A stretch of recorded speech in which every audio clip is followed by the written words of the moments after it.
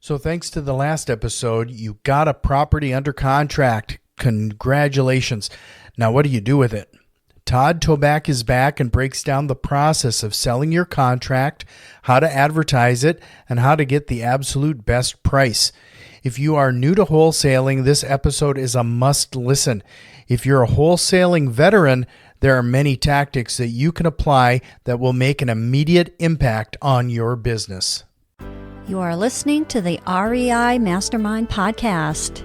Join JD as he chats with industry-leading real estate experts and professionals. We learn from their experience and uncover the strategies to their success that we can implement into our own businesses, and we can drive immediate results today. They share their experience and wisdom as we build the foundation to our own success. This is the REI Mastermind Network. We have Todd Toback on the call again this week. And Todd, I appreciate your time as always. Maybe we can make this a regular appearance. Well, let's go. Let's start with today and rock and roll, baby. So we're going to build on the last episode we did together. We talked about acquisition. Now we're going to be talking about disposition and how when somebody gets a property under contract, what do they do with it? But before we do, I have to push everybody to your show, because if they haven't been subscribing to your show by now, I don't know what they're waiting for. No Limits Podcast with Todd Toback. You got to make sure you find his show and subscribe to it. Where else can they hit you up these days? Well, sure. The No Limits Real Estate Investing Podcast is the podcast. And if they want to go to nolimitsrealestateinvesting.com, they can go there and listen to the podcast or download what we call the MAP. That's the Massive Action Plan. So they're more than welcome to go there and learn more about what we offer. But the podcast is a great place to start, and then going to the website secondary. Yeah, there's a lot of great content there, people. So make sure you take a listen to that. So like I said, we're going to build on our last episode together. And I really want to talk about disposition. And you do things very differently than I've heard a lot of other people trying to do disposition with the properties they get under contract. So let's start things off at the very beginning. What is one of the first things that they need to do before they even think about selling that contract? Well, great question, JD. I think they have to do something called a checkup from the neck up.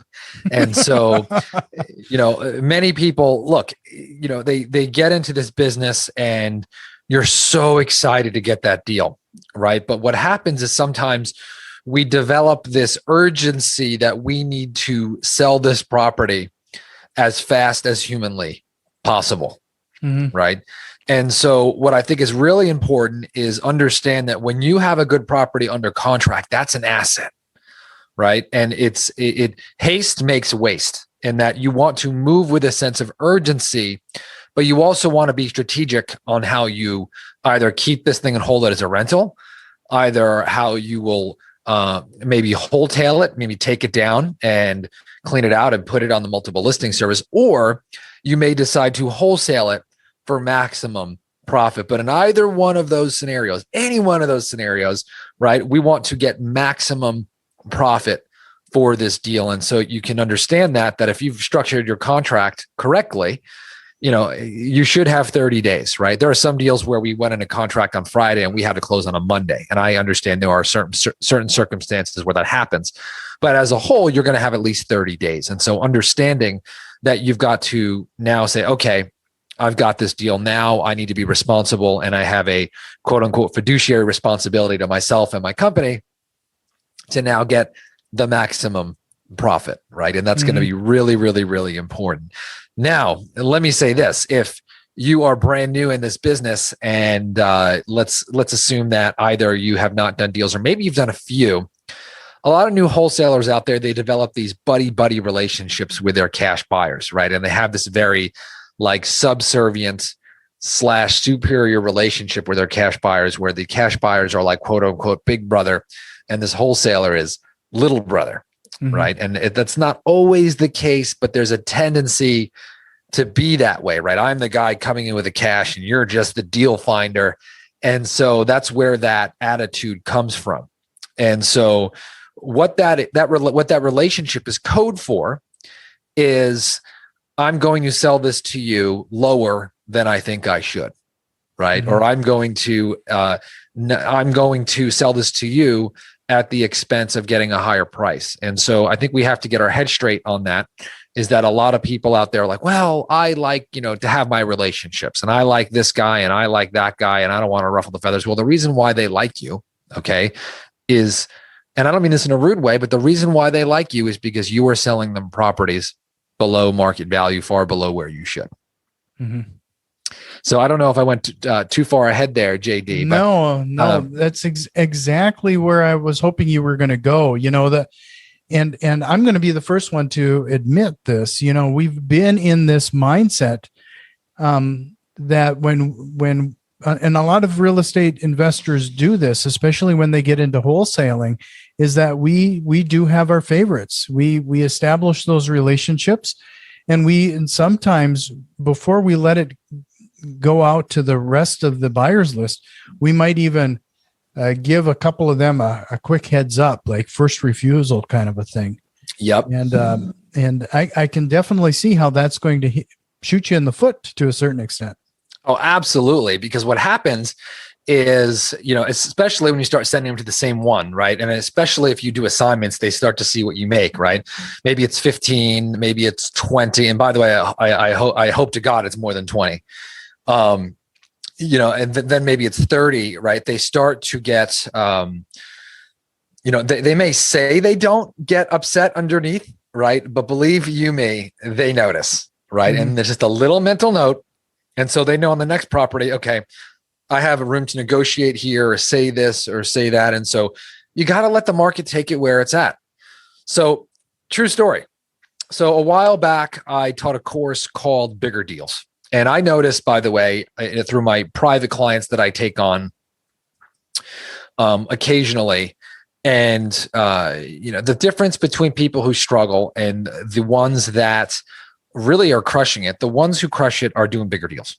Period. Mm-hmm. Right? They're not doing the ones who are crushing are not doing little $7,000 deals here, or $10,000 here at the 12s.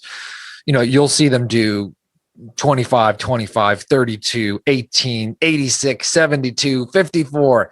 You'll see those kinds of deals. And I noticed that, and I said, I've got to teach this course called Bigger Deals. So I took a group of 35 people, and I said, I'm going to double your deal size. Okay, this is the goal of this 8-week challenge here. I'm going to double your deal size. We're going to start with this mindset. And it's important to negotiate right on the front end. We talked about that in the first episode.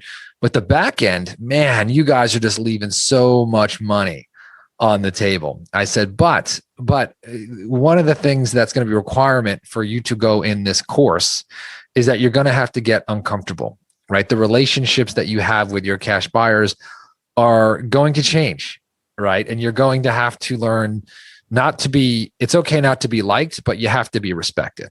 Mm-hmm. Right. And so that's how, I knew it in my own business. And then I started to see it, obviously, the impact in others. So long story short, 6 weeks in, everyone who participated in this course immediately doubled their deal size. It was completely insane. It was more drastic than I could even fathom. But if you want, we can go over a little bit of this process of how we sell these deals. Of course, we've done a lot of teasing here. I'm not really sure we're going to share all of it today, JD. Well, they got to go to your show and hit you up on your site to get every piece of this. But so let's talk about dispositions, right? So there's a couple ways you can go about that. But number one, what you have to do, especially in this market, is you've got to create competition, right? Competition will tell you where the true market value of the property is. This is very, very, very important. I can tell you that different buyers pay more for certain areas. Different buyers pay more depending what their exit strategy is. So a guy who's going to buy and hold it is definitely going to pay more than a guy who's going to fix and flip it, right? A guy who's going to move into it with his the single dad who moves into the house with his 22-year-old son who's going to fix it himself, right? And just pay for the materials is going to pay more than the big company who's got a big crew who's going to have to fix and flip it, right? So we need to create competition to drive up that price. So my first recommendation to everybody is you have to have control of the process, to have a big buyers list. And I'm going to talk about a way that you can avoid this in a minute, but let's assume that you have to develop a big buyers list through a multiple of ways, right? You can do direct mail. You can work with other wholesalers. You can work with real estate agents. But one of my favorite ways is direct mail. And you want to have a large group of buyers who you're dealing with. And every single property that you have, you want to send out to all of them and do one inspection time. Okay. You want to set this. You want to keep a tight leash, tell them they have to be there exactly at this time, that this is the quote unquote suggested starting bid. You want to start with that framework, right? Suggested starting bid. This is not the price. Tell them this is the deadline for the offers. It's going to be $5,000 non-refundable EMD. They have to close in 7 to 10 days, cash or hard money only. And so you're setting the tone and you're driving the process. Okay. I also get a professional inspector out to all of my wholesale deals. And it's a way to quell the concerns of buyers, right, with the inspection, but also it will protect me if I need to get a reduction later. So we get everybody there. And if you do your job right, you should price it approximately $10,000 less than what you think the property will go for. Now, of course, this is going to take some nerve. Everyone's like, why would I price it less than I think I could get it for? Right? Because this is going way above asking. Okay. That's the trick here. You're going to drive this way above asking. So, you get everybody to the property. You want to do some crowd control. You want to keep them away from the seller and explain, hey, don't talk to the seller. And we have this all in the email that we send out. And you do a quick 45-minute inspection. Okay. Offers come in, highest and best comes in. Of course, it's going to be your title company. You drive the process. Now, here's what's going to happen is, by the way, JD, do most of the people listening to your show, have the majority of them done 1 or 2 deals, or is it no deals, or is it a bunch of deals? It's all over the place. Okay. So if you are brand new, you want to do it this way, and you don't have to worry about repairing any kind of relationships with your buyers or retraining them. You want to train them this way from day one. But if you've been playing the favorites, here's what's going to happen. Guarantee it. Your old buyers are going to go there and they are going to stomp their feet and they're going to walk off the property and they're going to say, I'm not doing business with you anymore. And I'm going to go market for sellers direct, right? There's a little bit of a threat there, and they walk off, and that's part of the process, right? And what I would say to that is saying, hey, I totally get it. I appreciate all the business that we've done together, but this is the new process. And, if you want to continue to do business, you're more than welcome to submit a bid, right? Now, the reason why that buyer is upset is why, JD? Because up until now, he's in his mind has been getting some pretty decent deals and the insider track. Correct. And now the only reason why he's upset is that he's not going to get it 20 or 30K less than he should. Right. Or she, right. So you're going to see that right now. All the people who were on your buyers list before will gladly submit a bid. And once you get the highest bid, then at that point, you can now direct them to the title and escrow company, make sure the EMD is in, and then rinse and repeat the process, right? That's going to be very, very, very important. Now, that's one step, and that's one way we dispo properties. The other way now that we've started doing that is we just stick them right on. Now that we have them under contract, we just stick them right on the MLS and do the same exact thing, right? We run we run our inspections the same exact way, but we use the power of the MLS, and we work with a real estate agent to list our properties and do all the negotiation, and we get way more than we would if I did our house buyers list. But you must use that process I spoke about if you're going to get the highest and best. So, that latter one is especially interesting. Like, since you have this house under contract, what kind of feedback have you received from the seller if you just turn around and put it on the MLS like that? It's all about expectations. All about expectations. That's it. That's it. Okay. Once you get through your mind and you train yourself to believe it, and then you set those expectations with the seller, it's easy. It's easy, right? Everyone's going to be here at the same time. It's going to be pandemonium. I'm going to start my marketing. I'm going to put it online, right? I'm going to get a head start on everything that we do, right? And this is why we're able to buy houses so fast, right? The escrow company is going to call you. So everything's going to go in one shot. You're going to see a lot of activity, right? We're going to have this one inspection time. You're going to see a lot of people here. So when that happens and all those people there, it's crazy. But now they've expected it. They understand it. They've grown to now understand that you're a man of your word, because when they go to that inspection, it's going to be pandemonium. Mm-hmm. And so when you set that stage right, I've had 100% success. I've only had problems where we didn't set that expectation. Mm-hmm. And most of those are marginal deals. Yeah. Well, you've really squashed everything that most people would do, whether it's the concept of building that relationship, identifying one or two of your strong buyers, and you're kind of feeding them deals, which frankly, it starts to feel like you're working for them. Oh, thank you. Thank you for saying that. Go ahead. But the other thing too is that a lot of people, and I'm going to put myself in the same boat, we have a tendency of putting some sort of markup on the property and then just kind of saying, here it is, this is what we want, who wants it, kind of thing. And there's not a lot of negotiation. It's usually almost more of a first come, first serve at that point. I totally agree. And I found there was a couple of problems with that. It's interesting because I had a chance to work with Tony Robbins' team, and their sales manager came and he wanted some real estate training. So I trained him on real estate. And then he had a phenomenal sales manager who's like the number one sales manager in the world. And he came in and we agreed to barter for this. And we did some deals together. And he took a look at our process, right? And he's like, I don't understand, because we used to do that first come, first, serve thing. And it was like, whoever got the EMD in first. And it was total chaos, right? It was like, who's going to run to the title company with a 5K? And so it's just not a way to run a business. So no one understood what the selection process was for actually getting the deal versus, okay, highest and best actually gets the property, right? You wanted to set clear rules. And so everyone knows they are on a level playing field, right? And so that's really, really important. And so that's something that we adopted. And after we did that, business was never the same in the wholesaling side. Right. Huh. So just a reminder, everybody, look up a No Limits Real Estate Investing podcast, and definitely check out the website for a lot more content.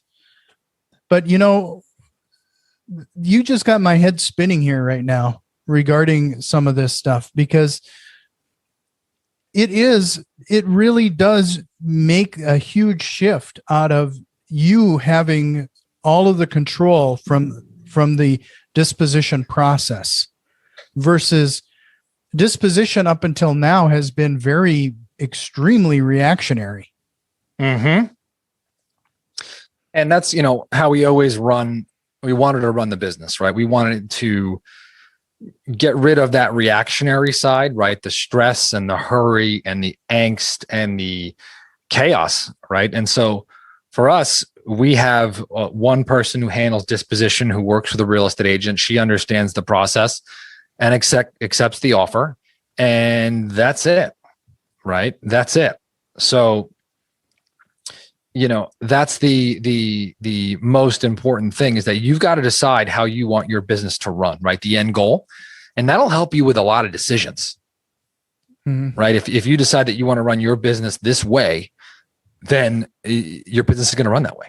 And if not, then if you don't have a specific end goal in mind, I guarantee it's going to be chaos. Sure. So a lot of people are going to probably think this too, like, seems to be like a certain market size that you have to be, or a certain cash buyers list size that you have to have in order for this to really work? Well, if you list on the MLS, no. Oh yeah. Right. But I mean, you want to have at least 20 good cash buyers on your list. So the biggest BS I see is wholesalers out there trading lists. Like, I've never heard a bigger piece of malarkey in my entire life, right? Because the most of the people on there are just other wholesalers, right? and people know people who have never done a deal. And so I can tell you that if you've got a list of 2,000 people on your list, probably only 150 have actually ever done a deal. Mm-hmm. So I'd rather have 20 good ones, right, that you know are good and are active. So you can do that by mailing. And, that's my preferred method. Chris Chico back in the day created a phenomenal postcard on getting cash buyers. So I love that. So people are calling, they are, that that they have bought because you've bought the list and they've done that. Also at the auction, that's another great place to do that. But, right now with a multiple listing service, you don't have to do that. Mm-hmm. Right now, people are listening to this and they're thinking that the MLS is a good idea, but there's too much tension and friction, and the seller's gonna freak out. And I get that, right? But the question is, how much are you willing to get out of your comfort zone to make more money? Right. And if the deal is that big, if you've got a monster on your hand and you're making 100K, I don't suggest putting on the MLS. I suggest taking that sucker down, right? Buying it, taking it down, and then doing what you can to maximize profit at that. It's not worth it, right? So money is so cheap right now, right? To private funds is out there in full effect, right? So you can go and get a private money loan for practically free. Yeah. So you've mentioned the MLS a couple times now. I can imagine that you run into some realtors. You'd have to find a realtor to be on your team or become one yourself. But what type of resistance have you seen regarding finding the proper fit for a realtor? It's all about driving the process, right? So if you're listening to this and you're thinking, oh, I'm a realtor, I could do this myself, I just want to let you know that I just threw up on my mouth. Okay. If you want a job, get out of real estate investing and go get a job. Okay. It is much easier and far less stress to go work for somebody else than to do the job yourself in your own business. I mean, the whole thing of like, I'm a realtor, I could list it myself. That is quite possibly the most asinine thing that I've ever heard. Go out there and find a broker. Okay. Not a real estate agent, a broker. Okay. And the reason why they call them a broker is because they're broke. Okay. And, the brokers, what I like about them, and not all brokers, and, I mean that because, they're willing to work for $1,000 to $2,000 a deal, right? They're willing to do that. That is their world, right? If you're a real estate investor, I'm hoping that's not why you got involved in this business. And so whenever you're listening to this and you're thinking, hey, is this the kind of wage I got into this business for? And if it's below that, we'll team up with somebody to do that. So a broker, let's say you're in a market like Florida and you're selling a $150,000 house, you can get a broker to sell a house between 1% and 1.5%. Okay. Now the reason why I like a broker is two reasons. Number one is they don't have to split it with an agent. Mm-hmm. Number two is that I want the boss. I want the decision maker. That's really important. Right? Mm-hmm. The full-blown decision maker. And so if they have I don't want them in the middle of my listing saying, hey, I don't want you sticking this on the MLS if you don't own it yet. Right? I don't want that. So that I want to deal with the decision maker. So it's a broker. And three, you want someone who's not from one of the big houses like Keller Williams or Coldwell Banker. I don't want them to have too many regulations. I want them to be like a free bird, like Joe Smith broker. And so those are the three things. Now, you will definitely, it's interesting because you can find brokers in the Facebook groups, local Facebook groups, and post something on there. And here's what I love. If you say, hey, looking for a broker to list my deals, willing to pay between 1% and 1.5%, or I would say 1%, right? Must be flexible. You're going to get a ton of hate, an absolute ton of hate. And that's okay. I love it, right? I eat it up. But it just knows that I'm doing something right. And then every single time I've got 40 people who say how much they hate me and how brokers commission is non-negotiable, or how could I dare say that? And then I get 5 or 6 people who message me privately and say, man, I would love to do this for you. I would love to do this for you. And those are the people who we're looking for. Yeah. It's kind of interesting. I'm in a smaller market. So when we did our wholesaling at a decent clip, it was amazing how many people, especially realtors and a couple brokers, reached out saying, this isn't legal. This isn't, the naysayers came out of the woodwork, especially in a market that I suppose they weren't used to it. Sure. What market are you operating in? I'm just curious. In North Dakota. Right. So, the interesting thing is that it's infuriating to a real estate agent who has to go sit with a seller and nurture that lead and pay for that lead and then fill out all kinds of paperwork, right? Then put the house on the market, make sure it's clean, make sure the seller cooperates, does the listing back and forth, takes the offer, goes back and forth, has to act as a fiduciary, right? Then send it to escrow, has to make sure the loan sticks together. And then all said and done, that agent makes, 3% on, $150,000 house, which is $4,500. But now they've got to split it with their broker, which is $2,200, right? And the fact that you're going to make 20 or 30 grand on this is infuriating to them. Right. And so, hey, I could see why they would be upset. Right. Right. They don't believe that it's possible, because how could this guy be making 20, 30 grand and I'm making 2,500? Right. They also don't understand it, and they're only looking at it through their worldview. Right. No, the MLS thing is something especially interesting that, I frankly, I haven't heard, like I mentioned when we started this program, I haven't run into a lot of wholesalers or trainers or coaches even bring up or even suggest this as an option. Yeah. I mean, the part of that is that you've got to get past your fear of doing that, right? I'm quote unquote losing the deal, right? Yeah. But if it's that good of a deal, just take that sucker down. Take it down. What I mean by take it down is buy it with cash, right? For me, doing bigger deals, I'm always going to recommend that you want to have cash on hand. You can there's a million ways to get cash. Like I said before, I mean, I would line up a bunch of cash advances on my credit card. I mean, you can get these things for basically 0% for 18 months, and get 200 grand worth of that, or you can get a line of credit on your house, or you can get a private lender who will lend to you at 7 or 8%. But, that's also an option for you also. I mean, there's a million ways to get $1 million. Yeah. You and I talked about this on the last episode too, is that this is really a mindset change, not only for a lot of people.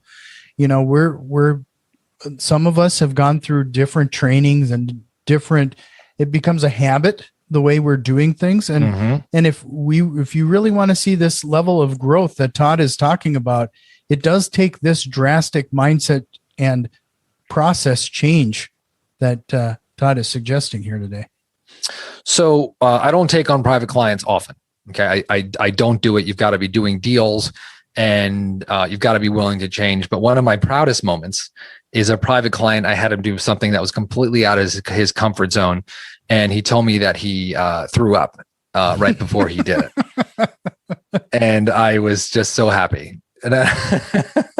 And he told me it was one of the best things he's ever done in his life. So I know that if that is happening, right, real growth is happening, right? That the mind has to, if you're going to be stretched, right, it's never comfortable.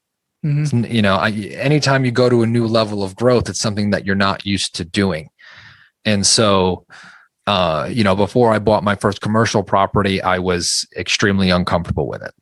Before I started understanding profit and loss statements, I just couldn't stand looking at spreadsheets. Now, I love it. I live in them.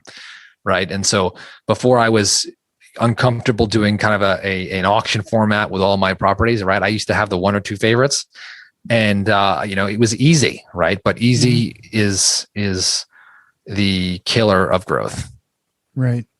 Well, you mentioned, talking to the, I guess trading services with the Tony Robbins fella, but is that what spurred this thought or this change in your business, or how did it come about? Well, it was interesting because it didn't start out that way, right? But it was a pair of fresh eyes, right? So, we had heard that they were really good at running remote sales teams, right?